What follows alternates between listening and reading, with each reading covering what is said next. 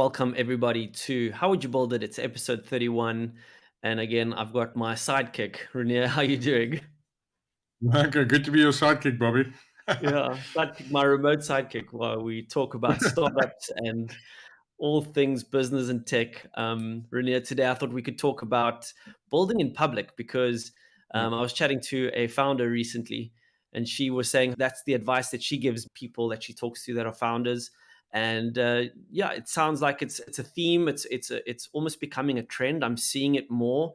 Like when people get clients, they're advertising it. Like, look at our new clients. So building in public when you have a startup, because it must take quite a lot. You don't have the confidence, you're still trying to figure it out, and now you got to go and tell the world how you're struggling or how you're doing well, whatever it is. So just what's the concept and your thoughts around building in public? Yeah, I think firstly, it's not for everyone and it doesn't fit every kind of startup that you build. I mean, there are certain startups just naturally lean towards building in public being a much more preferable way of doing it. And one of those areas would be like if you're building like a tool or a SaaS product that really helps people, maybe even a specific niche, to do certain things well, then building in public makes a lot of sense because you immediately have like advocates and people rallying behind you, and people that can give you good feedback. So there's definitely a space for it. Whereas other cases, it makes less sense. But there are advantages and disadvantages both ways. And it also Hmm. depends on the founder. Like I think one of the key things I've seen with people building in public is it creates a sense of accountability, right? So Mm, if I tell you publicly, well, if I tell you, Bobby, I will next week take you out for lunch, right? And I don't do that, you might form an opinion that I don't stick with my promises, okay? But if hmm. we were to broadcast that globally to every person that I know, that look, I'm going to take Bobby for lunch next week, and you'll give you feedback whether or not I did so, and I don't do it, then a lot of people have a certain opinion about me, all right? Mm, mm, And if that opinion to you is important, and if you feel like you want to honor those things, then maybe you'll do it, right? So one of the many things in building in public is that accountability, right? So you put it out there, cool, I'm going to do a release on Friday. What are you going to do? You're not going to do it. Like, you're going to put pressure mm, on yourself to do it. And I think that's one of the mm, most important things when you're a founder, is to have certain goals and stick to those goals. Right now, you can have that mm, in various forms. Like, some people have really good advisors, or maybe really good early stage investors that understand, like, putting pressure on someone to make sure they stick to what they said they're going to do is a really good thing for a founder, because mm, it mm, creates it creates like a framework of constraint, if you will, which really helps creativity, right? Now, you can do that either internally, advisory board, investor, etc., or you can do it publicly, right? You can tell the world, I'm going to do a release on Friday, okay? mm, And mm, why that's important, that accountability, is really so that, like I said, the constraints. So if we go, I have to do a release on Friday, and something happens, like it's way more complicated than I thought it would be, like this feature is like which heavy happens loaded with things. often. Yeah, that happens all the time, right? So now you're confronted with it and going, cool, I have to release on Friday. Well, what are we going to do? Well, we're going to simplify the build. Okay. Mm-hmm. Well, what do you know? Simplifying the build actually was a good idea. Okay. But you're Mm, never going to be forced to do and think that way if you don't have this constraint of accountability, really. So accountability mm, is a really good thing. mm, Now, if you do not have a VC or a advisor or someone that can keep you accountable, then it's a really good idea to actually consider building in public to keep yourself accountable to, mm, your peers and people monitoring from the outside. mm. So definitely from accountability perspective, there's some really big advantages when it comes to that. Yeah. And do you think it's only suitable to certain startups that are in a certain stage of their life cycle? So obviously, if we take a product life cycle or a business life cycle, you got that early stage before you go to the growth. Is it worth saying something early on? I mean, accountability from day one, absolutely. But what if you're still just trying to figure out the feasibility of something, for example? Mm. So I think as a builder founder, right, someone being able to build the code yourself, or build the product yourself, or really have a lot of the stuff in your hands, it makes a lot of sense to build in public. Like, if you're not, a lot of the stuff is out of your hands, right? So now you're going, cool, you have a third party developer that's building your software. Like, Hmm. they can face delays. They don't necessarily have accountability level that you would have to release to public. So I think the first thing is it's really good for builder founders. The Okay. second thing is, yes, a lot of startups fail, but what you'll find out if you build in public is you'll get to the point of understanding that this is not going to work way faster than what you build in private, right? Mm, Building in private, you can go away, spend a month, 2 months, 3 months building this thing, launching, and absolutely everybody hates it, and you have no one to launch to, and it's really complicated, right? Building in mm, public, do a release after week one. You go, cool, I'm putting this to the market next week. That's my promise to the world. So you put out mm, what you can within a week. A lot of people go, this is the stupidest thing I've ever seen. But it could work if you change this or that, right? So you go, mm, mm, cool, well, let me start changing. Okay. So after 3 months, you still don't nail it down. You go, okay, it's not going to work. Whereas if you spend 3 months building it and you get to that point and you launch it, now this is the first feedback you're getting, right? Now you're going to start iterating. It's going to waste another 3 months.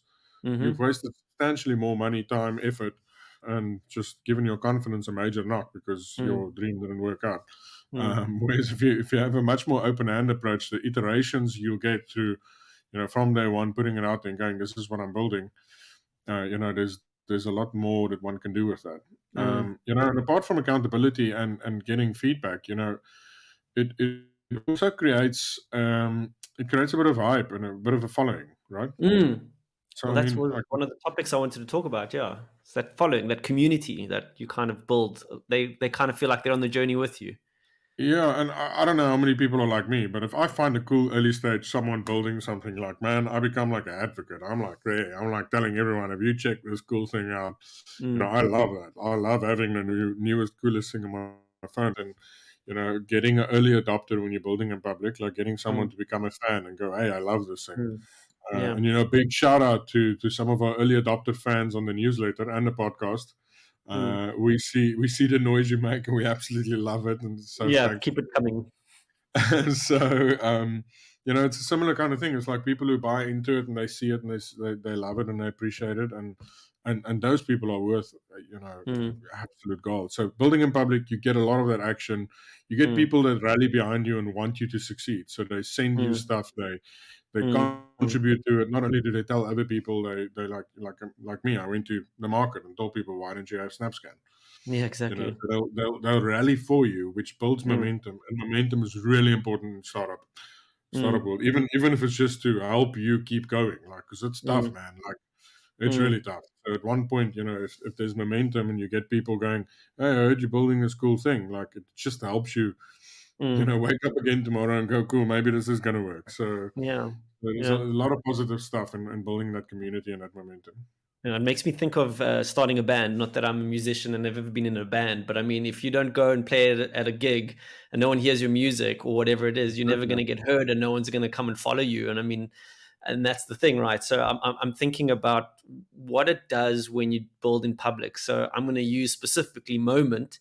When I started finding out about Moment, I stumbled across their YouTube channel, and there they have the whole documentary about their launch. And I mean, you sit there, and it was well produced, and it was entertaining. And I was like, now I actually get to know the Mm. founders. I get to know them intimately. I haven't met them yet, but I feel like I'm starting to associate with them and their pain and their struggles and everything. So you're actually building the story that people kind of start buying into and start following. And it's not just a matter of like, what is the product, but you actually start believing in the people behind it because you get to see the story and the struggles that they've been going through publicly. So yeah, Mm. I think for the Yeah. founders, I mean, it takes a lot to put yourself out there and say, well, we're going to film this or we're going to do whatever. If it fails, you know what, there it is. But anyways, that story that people can start supporting you on, I think is pretty amazing.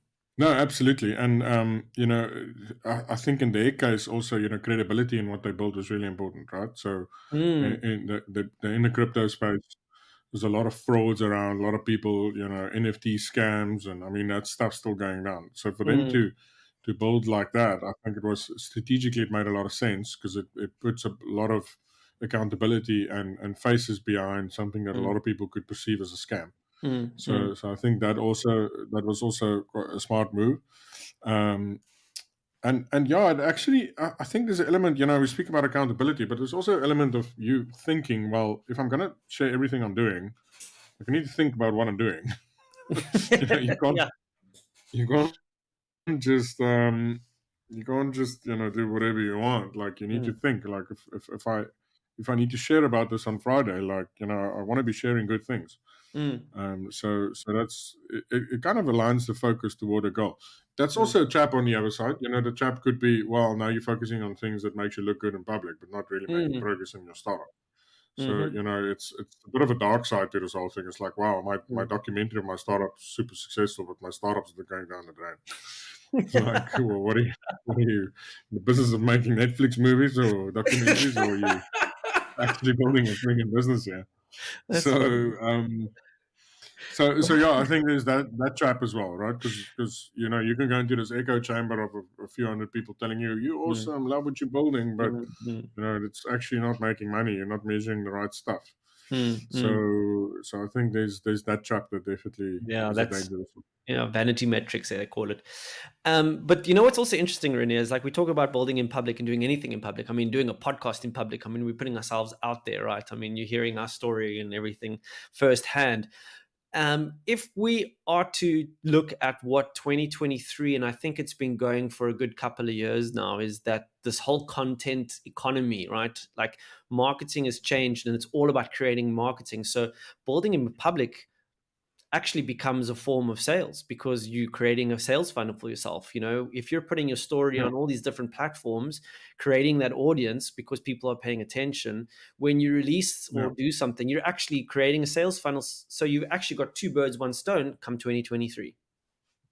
yeah. No, definitely, and it's definitely strategically something that one can use to your advantage to make sales. And you know what I think is a misconception. A lot of people think, where I'm at with my business, there's no story to tell. Yeah, like, I mean, Mm, Rick, I'm losing money every month. Like, there's nothing happening. Um, but if you persist and you keep building and keep talking about it, right? I mm, mean, I remember seeing people building in public a few years ago, and I'm like, what are these guys doing? Like, and then over time they start getting stuff right, right? And then mm, you start paying attention. You go, well, when I looked at the kind of stuff they were sharing a few years ago, I wasn't that impressed, right? But now I'm starting to get impressed. Like they've actually stuck to what they said, and there we go. Exactly. they're making progress, right? So, and I Mm, think a lot of people look at it like that on both sides, right? So some people go, I don't want to share because I don't think it's significant. It's like, well, it doesn't matter. It's like, is it your story, and do you believe in what you're building? Because if that's mm, true, mm, then keep sharing and keep building, because at the end mm, of the day, there's that story can change into something, and people think that other people judge you, based on your story in the beginning. They don't. They look at progress. They go, wow, look at how mm, far you've come. Last time I mm, saw you doing something, you only had, you couldn't pay your bills, but now freaking you've landed massive clients and you're doing mm, well, and making progress. And then they look at that and go, but that was just the other day. Like, maybe I should mm, speak to these guys. And that's where the marketing mm, really kicks in. That's where you get the sales opportunity. That's where other mm, people consider it, mm, right? Because there's this progress, and we resonate with progress because we mm, all want to make progress. So we mm, see someone else making progress, we go, something's happening over there. Let's go start paying attention. mm, mm, And I've seen people get meetings with large potential clients simply because those clients have been following the story, and they go, I think there's something interesting happening here. Like, let me mm, have a chat. mm. And I think there's something to say for that. Yeah. So I think, yeah, and a lot of it for me, I think about the projects and the startups that I've been involved in. I'm going to tell a story now, but I don't know if it's a confidence thing or not, or like, not having product market fit yet just doesn't give you that like, oh, I don't want to do this yet. I don't think we're ready. We're actually like, let's tell that story of you getting ready. Because Yeah. Renia, I wasn't, and I'm not going to mention names because I don't want to cause trouble, but two products in the same industry, very similar product problems that they're solving. I worked on both projects, more as an advisor on the one, but I was in the weeds in the other. All right. So I did the weeds one first. When I got to the other one and I started seeing as an advisor what they were building or where they were miles behind. But guess which Mm. one was doing better? The one that was miles behind. So I had two products, okay, that I'd been part of. The one had amazing product features, like amazing, like absolutely amazing, but no customers. They were too nervous, they were too scared. Mm. The other side was a founder who absolutely loved the limelight, absolutely to this day, I still get the founder's feed on all my feeds telling her story, etc., etc. I found out the other day that the competition still quiet, still nothing, scared to sell. Mm, Yet the features, I thought if they could just get their story out there, they've mm, got so much more on offer. They could actually really take it. If this one's doing well, they could do better, and they're not mm, because they're mm. staying back. They're staying in the shadows, and it's like you want to go shake them and say, "Come on, it's okay. Yeah. Go tell the story. Go get more people. Go get that feedback. Go get all of those things that Mm. we've just mentioned."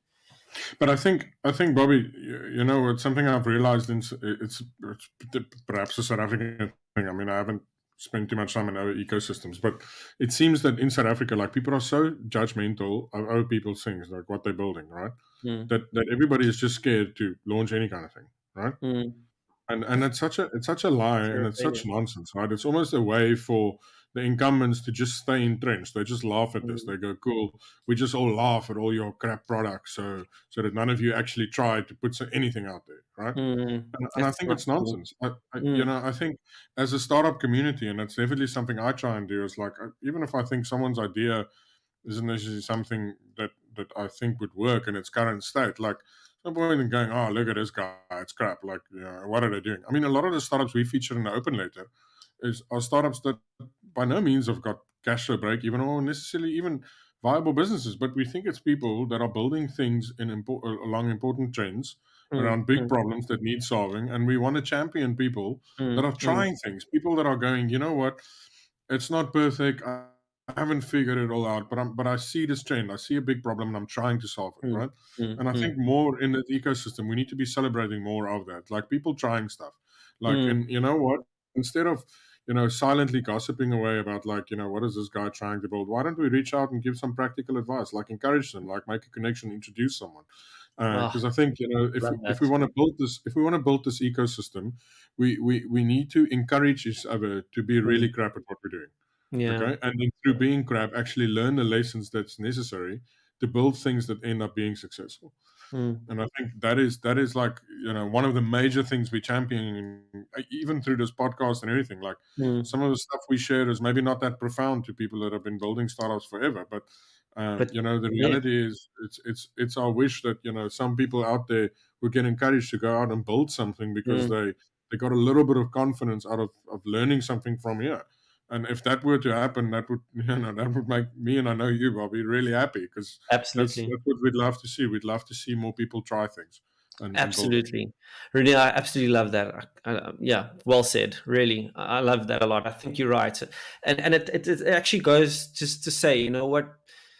A lot of people, you get a lot of these people on Twitter and whatever. They're easy keyboard warriors, but don't be worried about them. You have to go into it with a thick skin because you're going to get criticized at some point. But just because Absolutely. you get that little bit of criticism doesn't mean that you've got a bad story to tell or that you don't have other supporters. You know. Yeah. The supporters don't always speak up, right?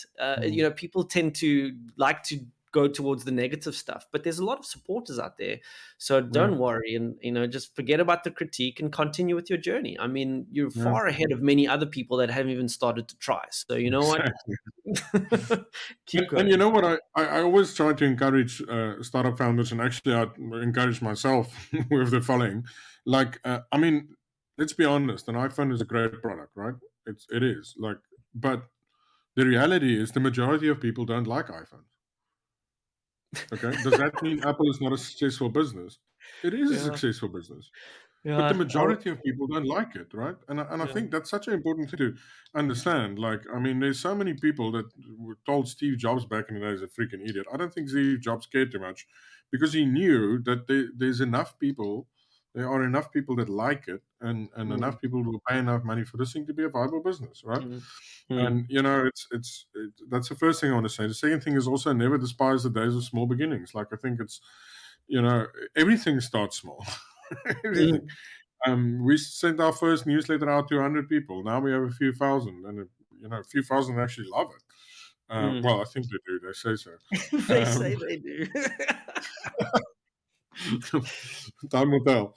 Yeah. But we also get a lot of unsubscribes. In the beginning, I got really offended. I'm like, wow, people Mm, unsubscribe. How can I unsubscribe? Our content's really awesome. But it's just not for them. They're not mm, they don't like iPhones, or they don't like my newsletter. It's also okay. mm, But it's about, every time we put something out there, which I think is quite unique in, building a, like us doing the podcast and the newsletter. Like we get a chance at product every edition, right? yeah, Like every edition is a new product, really. mm, I mean, the mm, product is what we do, but I mean, we mm, get to iterate the product, a few times a week in the newsletter, and once a week on mhm, the podcast. And that's actually quite lekker, because you iterate the product every time. So every time you mm, iterate, you actually get better. Right now, exactly. the beauty of it is we don't even notice it. We just keep doing it. We get a bit of Yeah, feedback, and we try something else. But you learn and you get better. And I think, bringing it back to building in public, it gets you into those iterations. If you make a statement, if you've got a digital product, cool, I release every Friday, and then I'm going to tell mm, everyone what I learned. And you do that regularly, you actually create a bit of cadence around, cool, let's learn, exactly. let's iterate, let's get better. And Mm, at first everybody might think it's really stupid. Actually, most people will probably think it's stupid, respectfully. I don't care if mhm, your startup is great. If you start talking about building in public, most people will probably think it's stupid. mm, But you keep doing that, and you develop 2 fans, 3 fans, four, five, six, seven, eight. Eventually you have 100, and, mm, 100 fans start paying money, and then all of a yeah, sudden they tell their friends. And then one day you wake up, and then you go, this is now a thing. Like, what do you know? Now I have a business. I have people who yeah, love it, and they yeah, and they're but paying me. and the funny feeling, the most funniest thing that I've seen, like, before something is a thing, and I've had it with one business before. We built a software business, and we were building mobile apps before anybody did. And then one day everybody woke up, cool, I want a mobile app. And I didn't remember. I'm like, oh wow, this business is now a thing. But it was funny because nothing changed. We didn't really get better. It's just like, we were small, and we just kept going at it. And then one day Mm, everybody's like, oh, this is now a thing. mm, And it's like, oh, but I did nothing different. Like, I mm, just kept going at it. yeah, And I think it's the same when you build any kind of startup. Like, just keep going, and like yeah, one day it becomes a thing. exactly. So just one quick question: do you think people should be worried if their idea is going to get stolen? Um, yes. um, I did not expect that. no, absolutely. I mean, that is always a risk, right? With any idea. I mean, your co-founder can stab you in the back and go build the idea. Like, I mean, the chance of that happening is probably less than some stranger seeing it online and stealing the idea. But that Mm, risk always exists, right? So, mm, so I think that if we speak about that risk specifically, then, my advice to a founder would always be, well, build a moat around yourself. Like, we always talk about build a moat around the startup, right? Which is like, mhm, make it defendable. Like, there's no one can come into your castle. There's some crocodiles in your moat, or whatever, mhm, figuratively speaking. But I think one thing that doesn't get talked about often is, like, what is your founder mode? Okay. Now, if you as a founder have a work ethic that's unmatched, like, you have nothing to worry about someone stealing your idea. mm, You'll mm, just you'll just outwork them, right? mm, So where stealing idea becomes really a problem is if you tend to hold onto that idea, get the maximum upside from that idea, but do not intend to put any work in to make that happen. yeah, that's where Okay, you'll that's a fail. problem, right? Mm, Now, let me just say, like, some people are great at ideas. They are, not so great at execution. They don't exactly. enjoy execution as much, and that's completely fine. Just make sure that, you get other people to execute, and then take a smaller stake. Like, get a ruthless executor in there, take a Mm, 10%, pass the idea on, help with the growth. Maybe mm, invest. That's completely fine. That's a different way mm, of building wealth, a different way of doing startup. It's not a wrong way, it's just a different way mm, of doing it. And I yeah, think when there's a mismatch in between, when you think that, oh, your idea is worth everything and execution is worth nothing, that's where you're in dangerous territory. So, mm, mm, building in public, now you share everything. Okay, cool. Well, if you're not planning on executing faster than anybody that can steal your idea, then don't share your idea. mm, yeah, Then it's a bad idea. mm, yeah. No, I And like then that. actually, I can argue, if you're not planning on doing it, you should probably consider not doing it at all. Ba-dum-bum, Like, I mean, tsh. if you're not planning on working harder than anybody else that could have the same idea, chances Mhm. are you're probably not going to make it. Yeah, So, yeah, yeah, Yep, I hear that. No, I like how you positioned it kind of all the way, because what you ended up saying in the middle there was what I thought you would start off by saying, which is nice. So, like, it's about the execution, but there always is that risk. But I don't think it should stop someone from telling their story in public. I'd like to transition the conversation to what was brought up in the newsletter that was released on the 12th of September. Let's not use today's dates, but it was about tracking your and measuring your word of mouth, because in essence, another thing about building in public is actually spreading that word of mouth, because it's that story, right? You're telling the story, and people repeat that story, and so forth and so on. So we did a piece in the newsletter where you spoke about NPS scores. So for somebody that's never heard of an NPS, what is an NPS? Yeah, so this was in the Builders Corner. On our Tuesday newsletter, we've got this little segment that really just helps people with random topics on how to build. And we actually did a survey recently in a newsletter, and we asked people, like, on a scale of 1 to 10, how likely would you recommend this to someone else, right? Hmm.